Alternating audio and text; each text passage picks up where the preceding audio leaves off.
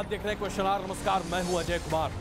उत्तर प्रदेश में योगी आदित्यनाथ की सरकार ने सत्ता संभालते समय जितने भी वायदे जनता के सामने किए थे, उनमें से कितने सही और कितने गलत हो रहे हैं, यह तो कहना गलत होगा शायद अभी।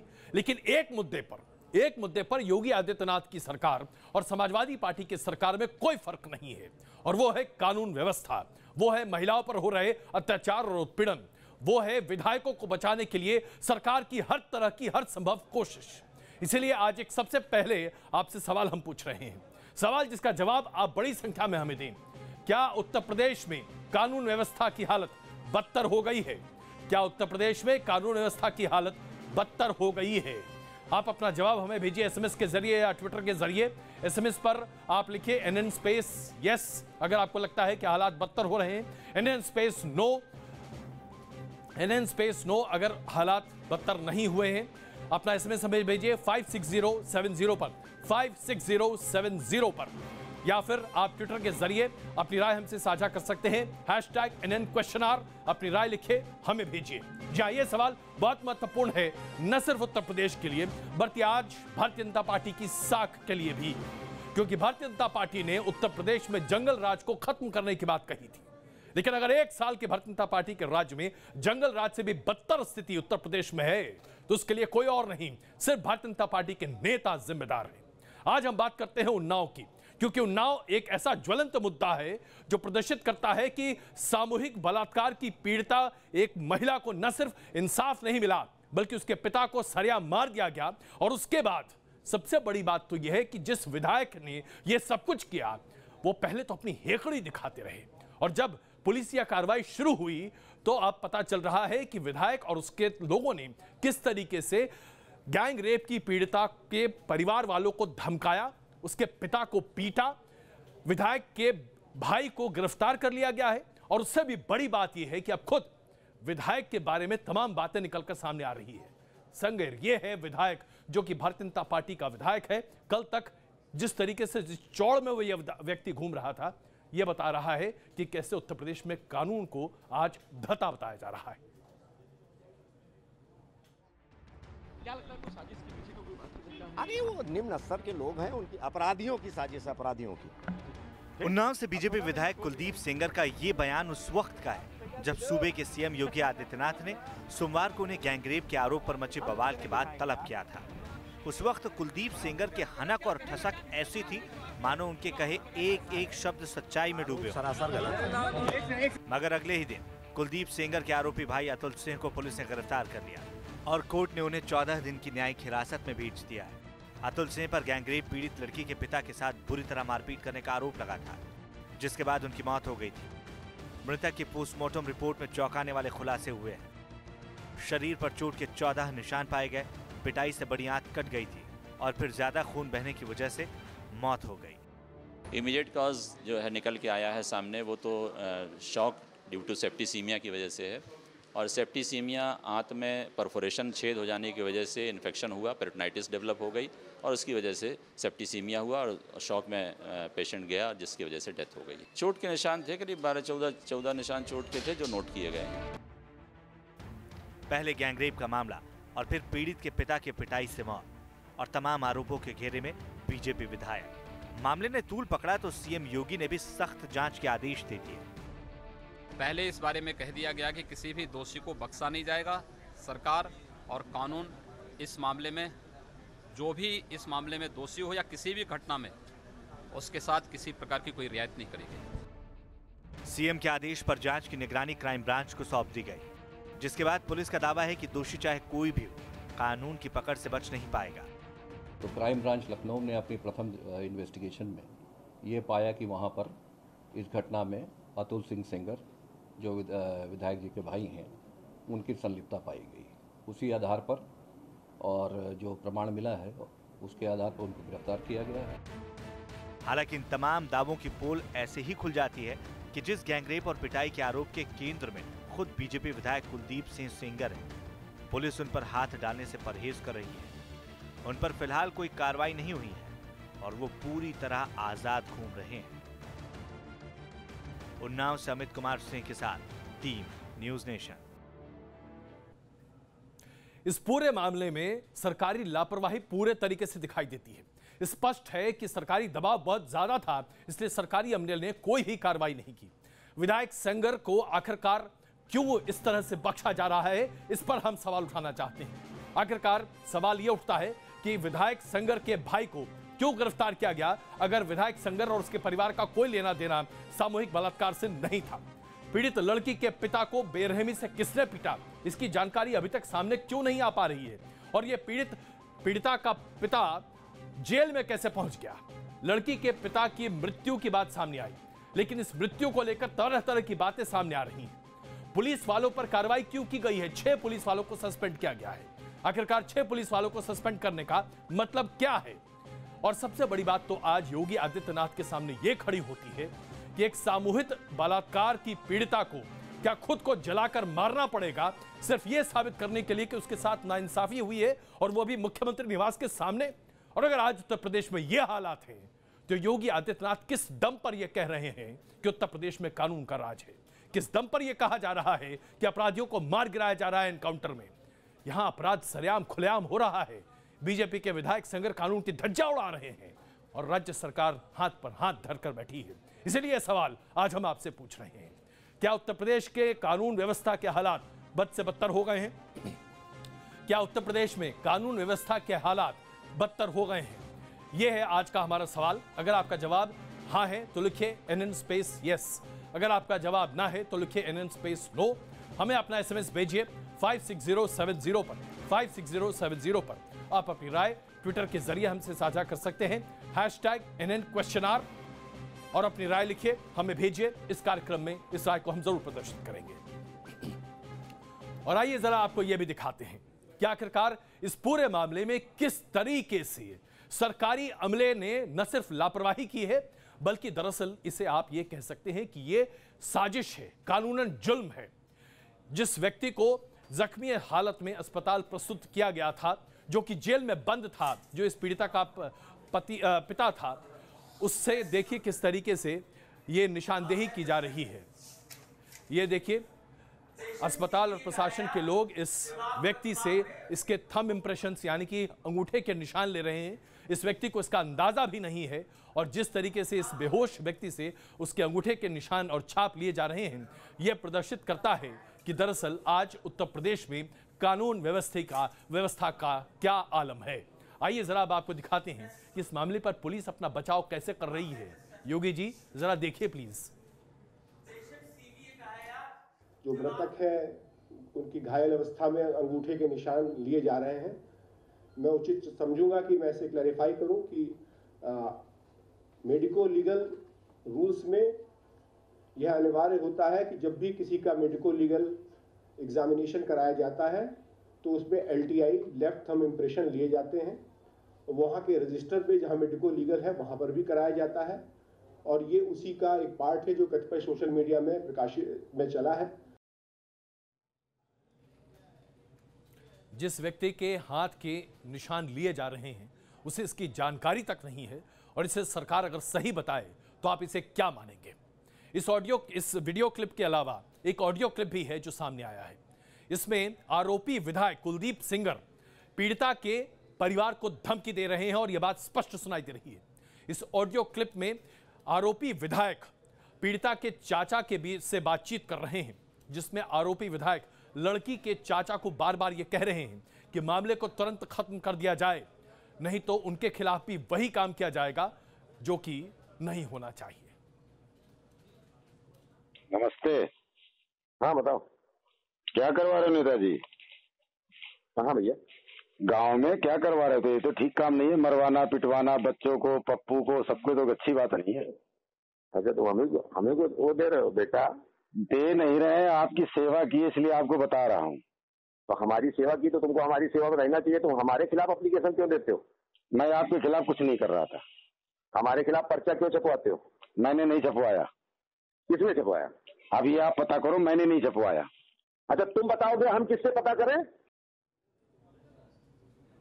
और आइए, आपने ये एक ऑडियो क्लिप सुना है, एक और ऑडियो क्लिप है जो प्रदर्शित करता है कि इस मामले को खत्म करने के लिए कैसी बातें कही जा रही हैं। अब आप ये देखिए कि लोगों को चुप कराने की हिदायत कैसे दी जा रही है। और विधायक के भाई का नाम किस तरीके से इस पूरे मामले में सामने आ रहा है। लोग चाहते हैं कि ये लोग मर जाएं। जी ठीक है जी, मतलब लड़ाई में सबका नुकसान होता है, हमारा तुम्हारा सबका। जी तुम हमारे छोटे भाई हो, तुम आगे बढ़ो, हमने यही चीज तुमसे कही थी ना। जी और आप हमारे पास आइए और घर में सब सदस्यों से कह दीजिए जी जो हुआ वो खत्म। जी हमारा तुम्हारा है और तुम हमारे पास आइए, हम तुम मिलके एक नया अध्याय शुरू करते हैं। जी जी ठीक।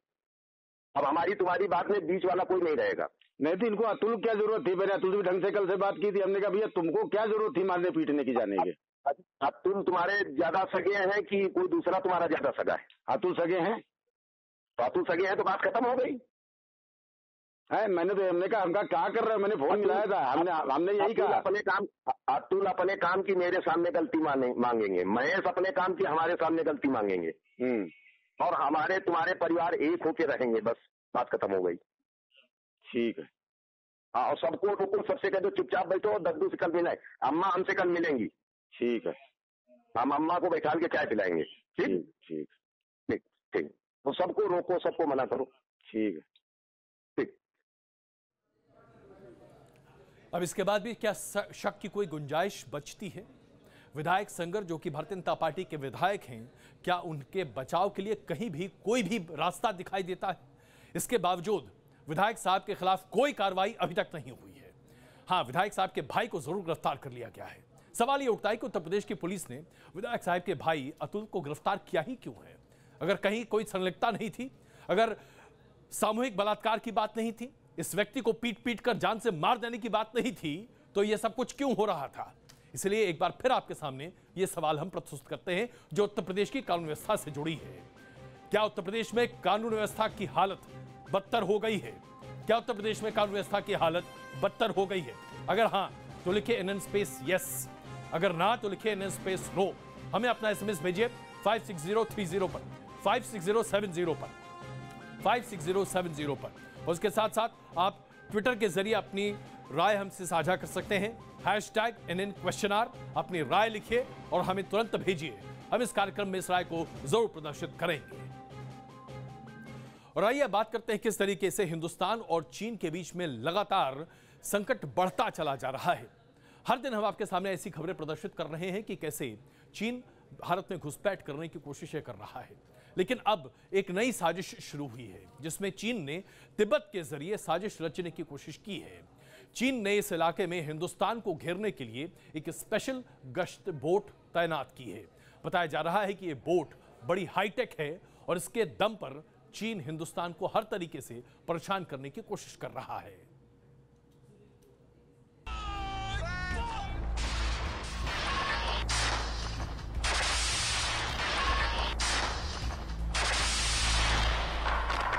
बर्फीली वादियों के बीच चीन की एक और साजिश का खुलासा हुआ है। तिब्बत की सीमाओं पर ड्रैगन नई चाल चल रहा है। कभी तिब्बत की पहाड़ियों में लाइव फायर ड्रिल कर वो अपनी ताकत दिखाता है, तो कभी सीमा पर घुसपैठ कर चीन अपनी दादागिरी दिखाना चाहता है। इस बार चालाक चीन ने हिंदुस्तान को घेरने के लिए नई चाल चली है। खबर है कि चीनी फौज ने तिब्बत से लगते हुए इलाके में स्पेशल गश्ती बोट की तैनाती भी कर दी है। सूत्रों के मुताबिक नॉन मेटेलिक मटेरियल से बनी बोट पेंगोंग झील के पास तैनात की गई है। ये स्पेशल बोट 40 किलोमीटर प्रति घंटे की रफ्तार से चल सकती है। इस बोट में बेहद अत्याधुनिक हथियार भी मौजूद होंगे और पलक झपकते ही ये दुश्मनों का खात्मा भी कर देगी। इतना ही नहीं, चीन की इस स्पेशल बोट की खासियत ये भी है कि इस पर मौसम की मार का कोई असर नहीं पड़ेगा। ये पूरा इलाका हिमालय की गोद में बसा है और यहाँ काफी सर्दी पड़ती है। कई बार बर्फीले तूफान भी आते हैं, लेकिन चीन ने इस एरिया में जिस बोट की तैनाती की है वो भयंकर बर्फीले तूफान में भी काम कर सकेगी। कहा जा रहा है कि चीन ने इस इलाके में अपनी मौजूदगी को और ताकतवर बनाने के लिए अपनी फौज की तैनाती को भी बढ़ाने का फैसला किया है। चीन मानता है कि तिब्बत और उसकी सीमाएं उसके लिए सामरिक तौर पर बेहद महत्वपूर्ण है। साथ ही वो इस इलाके से हिंदुस्तान को आसानी से घेर भी सकता है। इतना ही नहीं, पेंगोंग झील करीब 4250 मीटर की ऊंचाई पर स्थित है। ये झील तिब्बत और लद्दाख के बीच है। कहा जा रहा है कि चीन यहाँ भी नॉन मेटेलिक बोट की तैनाती करेगा, जिसके बाद चीनी फौज की ताकत और मजबूत होगी। जाहिर है, जिस तरह चीन भारत से सटी सीमाओं पर अपनी ताकत को हर दिन दोगुना कर रहा है, वो हिंदुस्तान के लिए बड़ा खतरा माना जा सकता है। हालांकि भारत ने भी साफ कर दिया है कि वो किसी भी खतरे से निपटने के लिए तैयार है। Team news nation. आपने देखा किस तरह से चीन तिब्बत में लगातार साजिशें कर रहा है, तो वहीं दूसरी तरफ दक्षिण प्रशांत महासागर में चीन ने अपने पैर पसारने की पुरजोर कोशिश की है। ऐसी खबरें आ रही हैं कि चीन ने दरअसल एक द्वीप को खरीदा है और वहां पर अपना सैन्य अड्डा बना रहा है। यानी कि चीन अपनी विस्तारवादी सोच को अंजाम देने के लिए अब सिर्फ हिंद महासागर में नहीं बल्कि प्रशांत महासागर में भी अपने तमाम सैनिक अड्डे तैनात कर रहा है।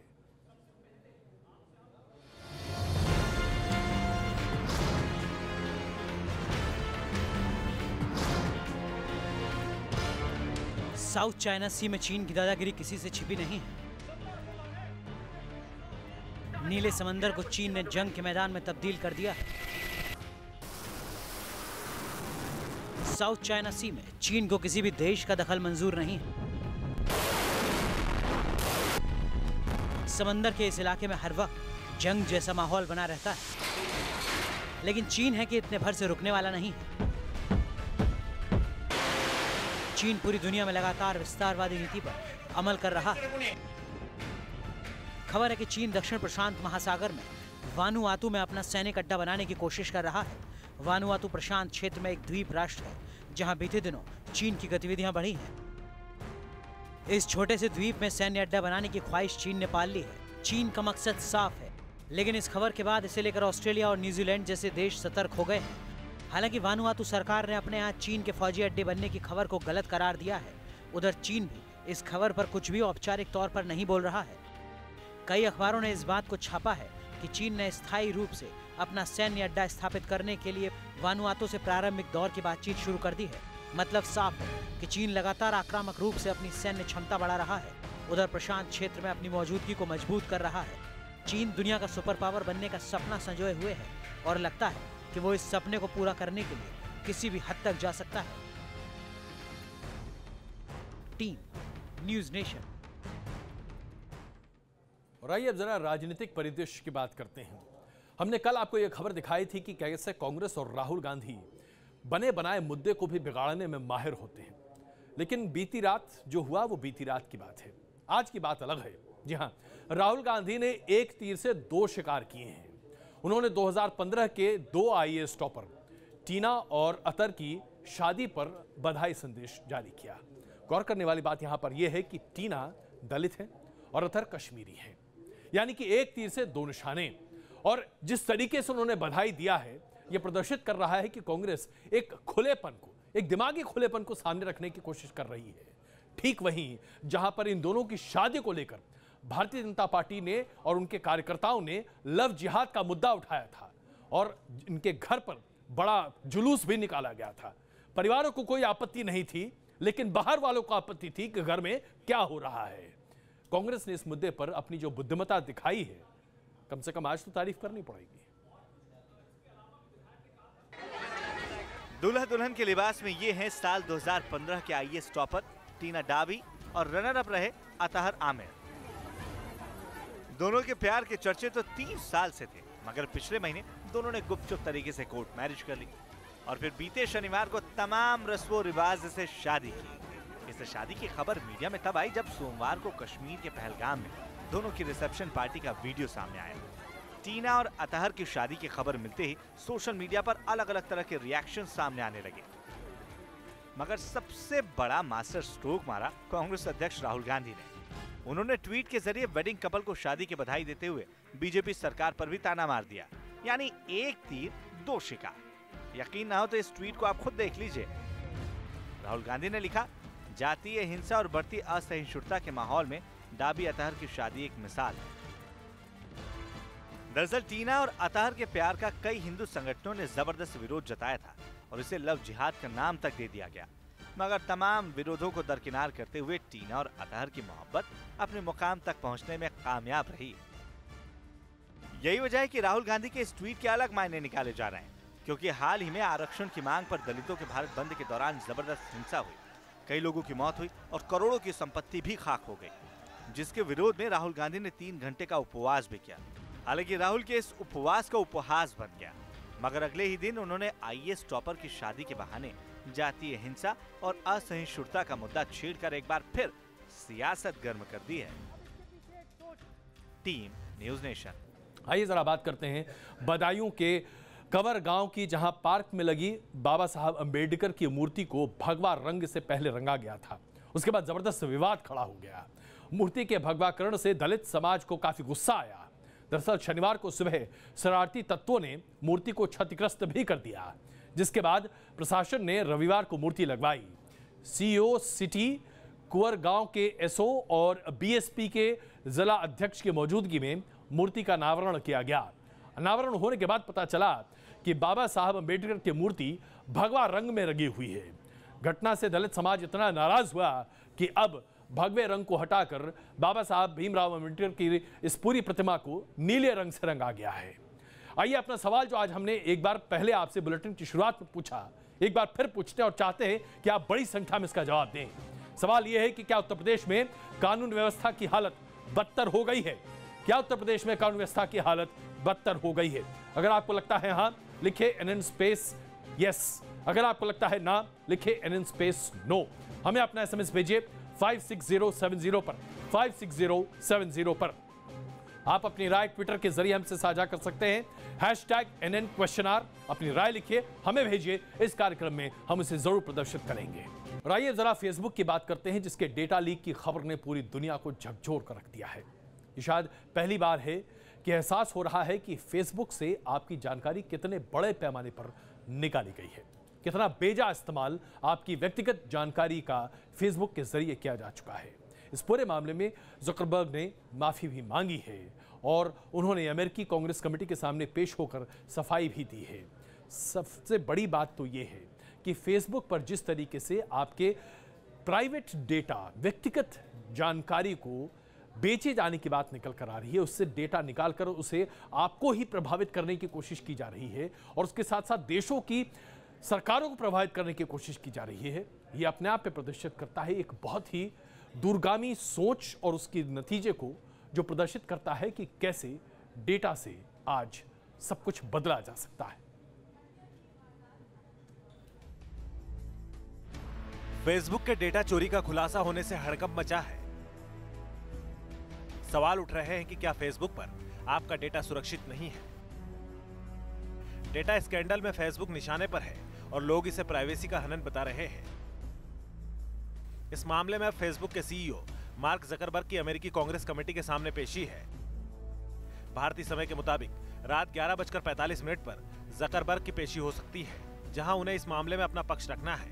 जकरबर्ग अमेरिकी कांग्रेस को बताएंगे कि फेसबुक यूजर्स के लिए कितना सेफ है। दरअसल फेसबुक पर आरोप है कि फेसबुक यूजर्स के डेटा का इस्तेमाल अमेरिकी राष्ट्रपति चुनाव में डोनाल्ड ट्रंप को फायदा पहुंचाने के लिए किया गया। भारत में आयोजित चुनाव से भी इसको जोड़ा जा रहा है। कहा जा रहा है कि कंपनियां अपने प्रोडक्ट को बेचने के लिए बड़े पैमाने पर डेटा खरीद रही है। ये एक तरह से यूजर्स की प्राइवेसी का हनन है। फेसबुक डेटा चोरी का खुलासा होने पर जकरबर्ग ने भी गलती मानी थी और माफी मांगते हुए भरोसा दिया था कि फेसबुक इसे सुधारने के लिए कई बड़े कदम उठाने के लिए तैयार है। इसके बाद फेसबुक यूजर्स को साइट पर फेक न्यूज पहचानने में मदद करने के लिए एक नया टूल लेकर आया है। कई प्लेटफॉर्म पर फेक न्यूज के प्रचार को रोकने के लिए कदम उठाए गए हैं। फेसबुक पर की गई पोस्ट, उसको पोस्ट करने वाले और अन्य स्टोरी के बारे में ज्यादा जानकारी के लिए यह टूल निकाला गया है। दुनिया में फेसबुक के करीब 2 अरब 20 करोड़ अकाउंट है। भारत में सबसे ज्यादा 25 करोड़ लोग फेसबुक का इस्तेमाल करते हैं। भारत के बाद अमेरिका का नंबर आता है। कैम्ब्रिज एनालिटिका ने जिन 8 करोड़ 70 लाख यूजर्स के डेटा शेयर किए हैं, उनमें सबसे ज्यादा यूजर्स अमेरिका से हैं। वहीं भारत के 5 लाख से ज्यादा लोगों का डेटा शेयर किया गया है। D news nation. बॉलीवुड के अभिनेता नाना पाटेकर की एक फिल्म का डायलॉग है, एक मच्छर। आपको इसके आगे मुझे कहने की जरूरत नहीं, आप समझ गए होंगे मैं क्या डायलॉग आपके सामने प्रस्तुत कर रहा हूं। लेकिन एक मच्छर आपको किसी भी फ्लाइट से उठाकर बाहर फेंकने के लिए काफी है। और यह हम इसलिए कह रहे हैं क्योंकि इंडिगो एयरलाइंस में एक डॉक्टर ने कहा कि प्लेन में मच्छर है और यह मच्छर नहीं होना चाहिए, दिक्कत होती है। और इस बात पर बकझक हुई और अंततः बजाय इसके कि मच्छर की वजह से एयरलाइंस डॉक्टर से माफी मांगे, डॉक्टर साहब को प्लेन से उतार दिया गया। और हम आपसे ये कहें कि यह पहला मौका नहीं है जब इंडिगो एयरलाइंस ने अपने यात्रियों के साथ बदसलूकी की है। ऐसे न जाने कितने मामले सामने आ चुके हैं जहां इंडिगो एयरलाइंस के कर्मचारियों ने यात्रियों के साथ बदसलूकी की है, बदतमीजी की है और यात्रियों को ऑफलोड कर दिया, यानी कि प्लेन से उतार भी दिया है।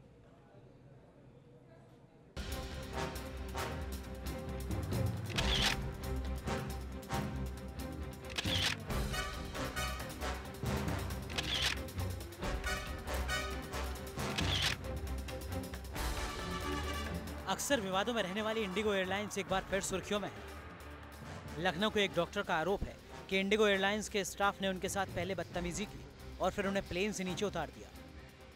और इन सब के पीछे वजह थी मच्छर जो प्लेन में भरे हुए थे। डॉक्टर सौरभ राय की शिकायत है कि वो सोमवार को 6E541 फ्लाइट में लखनऊ से बेंगलुरु जा रहे थे। जब वो प्लेन में चढ़े तो काफ़ी मच्छर उड़ रहे थे। उन्होंने एयर होस्टेस से इस बारे में शिकायत की, मगर उनकी शिकायत पर ध्यान नहीं दिया गया। लिहाजा उन्होंने फ्लाइट टेक ऑफ करने से पहले नाराजगी जताई, जिस पर इंडिगो स्टाफ ने सिक्योरिटी की मदद से उन्हें बाहर उतार दिया। सुबह 6 बजे यहाँ लखनऊ से बेंगलोर जाने वाली इंडिगो की जो फ्लाइट थी, उसमें बहुत अधिक मच्छर होने के कारण मैंने स्वास्थ्य की दृष्टि से जब उनसे प्रश्न उठाए तो मुझे उन्होंने डीबोर्ड कर दिया, मुझे उन्होंने टेररिस्ट और आतंकवादी करार दिया और मुझे मैन हैंडल किया। उसके बाद सिक्योरिटी वालों ने मुझे नीचे प्लेन से उतार दिया। वहीं इस बाबत इंडिगो एयरलाइंस ने ट्वीट के जरिए सफाई दी है, जिसमें कहा गया है कि डॉक्टर सौरभ राय ने मच्छर की शिकायत की थी। एयरलाइन स्टाफ उनकी तकलीफ दूर कर रहा था। इस बीच पैसेंजर भड़क गए और धमकी देने लगे। जब वो शांत नहीं हुए तो उन्हें प्लेन से बाहर उतार दिया गया। हैरानी इस बात की है कि इंडिगो स्टाफ ने डॉक्टर सौरभ की शिकायत पर कहा कि लखनऊ में मच्छर तो आम बात है। इतना ही नहीं, उन्हें रनवे से एयरपोर्ट लाउंज तक आने के लिए भी कोई गाड़ी तक नहीं दी गई।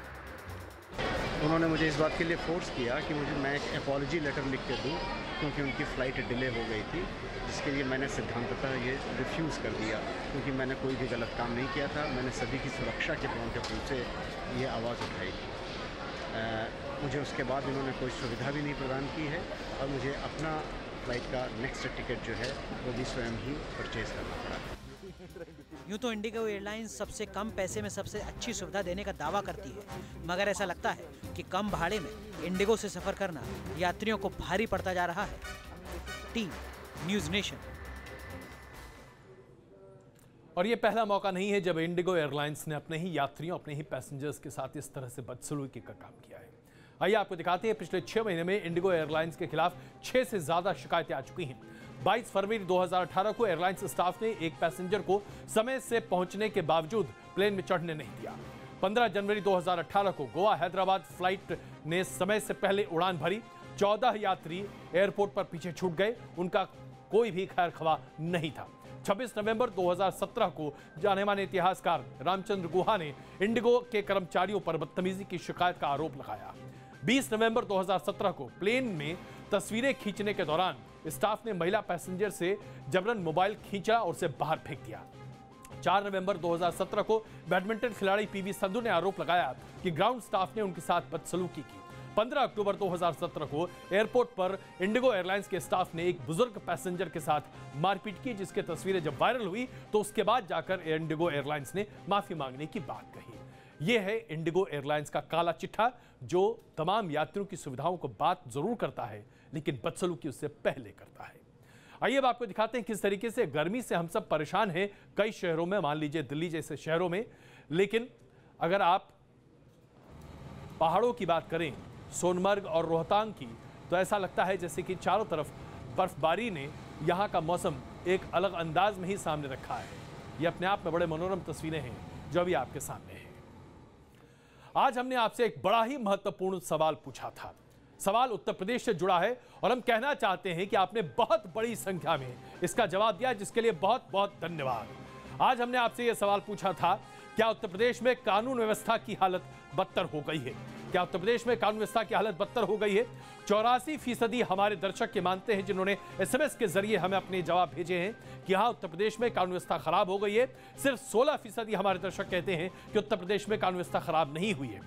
ट्विटर पर हालांकि बिल्कुल उल्टा नजर देखने को मिल रहा है। हालांकि यहां भी 51% हमारे दर्शक मानते हैं कि उत्तर प्रदेश में कानून व्यवस्था की हालत खराब हुई है, जबकि 49% ट्विटर पर हमारे दर्शक ये कह रहे हैं कि कानून व्यवस्था खराब नहीं हुई है। एनबी सिंह साहब का कहना है कि दूसरी सरकारों की तुलना में उत्तर प्रदेश में कानून का राज अच्छा है। शायद एनबी सिंह साहब घर के बाहर जरा कम निकलते होंगे। शैलेंद्र कुमार जी का कहना है कि ये वही बीजेपी है जिन्होंने गायत्री प्रजापति को जेल में डालने की बात कही थी, लेकिन अब चुप है। बिल्कुल इस तरह की कई आपके कमेंट्स और टिप्पणियां हमारे साथ हैं। वक्त की कमी की वजह से उन सबको हम नहीं दिखा पा रहे, लेकिन एक बार फिर आपका धन्यवाद देना चाहते हैं। जिस बड़ी मात्रा और संख्या में आपने हमें SMS भेजे हैं और ट्विटर पर जवाब दिया है, यह प्रदर्शित करता है कि आप कितने सजग हैं। बहुत धन्यवाद। और क्वेश्चन आवर में आज के लिए बस इतना ही। लगातार देखते रहिए न्यूज़ नेशन।